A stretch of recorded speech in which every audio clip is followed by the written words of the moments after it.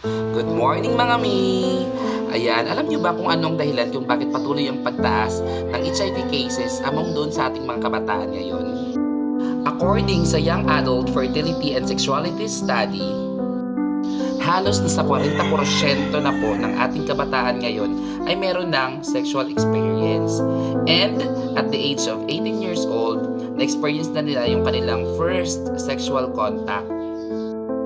And according doon sa ating study, meron 2 sa 5 kalalakihan at 3 sa 100 na kababaihan ay meron ng sexual experience at the age of 15 years old.